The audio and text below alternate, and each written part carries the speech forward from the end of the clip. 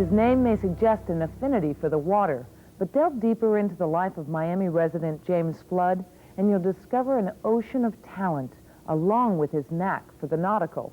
Producer Joyce Belois finds out exactly what floats his boat.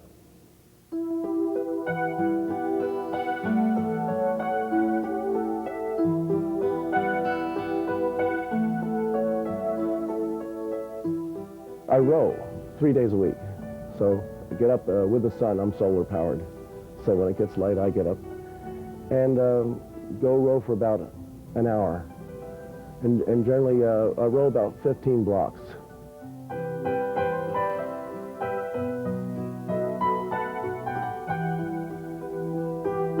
Miami resident James Flood finds peace amidst his busy surroundings.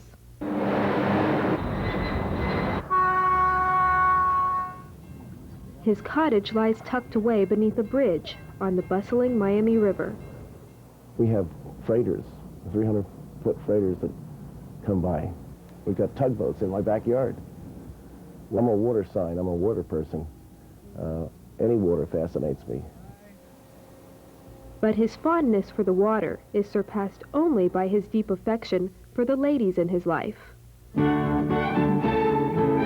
Over here is the Normandy, one of the most beautiful passenger ships ever made. I love her a lot, and I've painted her twice already. I'll probably paint her again. This is the Titanic. I painted her actually before the movie came out, a year or two before. This is the QE2 in Miami, and it was a beautiful, crisp fall day, sunset. I'm working now on a painting of the battleship Texas. I'm going to show her in the port of New York in the 30s. James offers all his originals as well as color lithos for public sale, but he has big plans for the USS Texas. Somehow fell it to George Bush, the president, because he is from Texas, and he may not know that he wants it yet, but he'll want it. James' passion for the nautical transcends the canvas. His friends and clients marvel at the quirky maritime museum he calls home. Jim is what I would call a maritime character. All you have to do is visit his studio here and turn left, turn right. Anywhere you turn, there's a ship, a painting of a ship, a piece of memorabilia. I'd have to say that one of my all-time favorite ships is the SS Aquitania of Cunard Line, and he did a painting of the Aquitania that I consider his finest work. It's hyper-realism. It's the style that appeals to me. That's the style I always think in. In his spare time, he enjoys a more three-dimensional realism, building intricate ship models.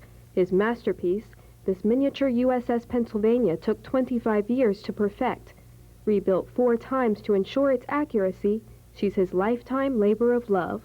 These models here are scratch built. It's very tedious, and my eyes aren't as good as they used to be. So, what I enjoyed is the finished product. I couldn't have the real battleship, so I had to make my own. But James did manage to spend time on this ship, the USS New Jersey, during his days in the Navy. With the Vietnam War heating up, they decided they needed artillery ships, they needed battleships. They brought the New Jersey back in, and I put in for it, because I had always built battleships, you know, and I always painted them, and I loved them. It was like heaven for me, going on one of my models, you know, for heaven's sakes, you know.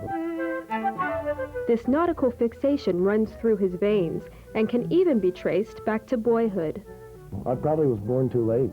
I'm a screaming traditionalist. I like classical music. I like to dress. I like the wing collar. You know, I think it looks great. So why not wear it? Nowhere is his flair for decoration more apparent than his 26-foot sailboat, crafted to resemble the 17th century British battleship, the Royal Charles. She's a good ship, and I love her. And I've decorated her with all this carving and embellishments. And now I guess I could never sell her. I mean, I sort of painted myself into a corner. But it's a lovely corner, I guess. I believe in scroll work. I believe in embellishment. That's me. You know, squigglies. That's me. Somehow James finds time to tend to all of his pet projects, but when he tires, he knows that rejuvenation and inspiration are just a few steps away. Sometimes I'll just put the paintbrush down and go out for some air. And where do I go? Go down to the river, of course. So, oh yeah, it's incredible. I love it.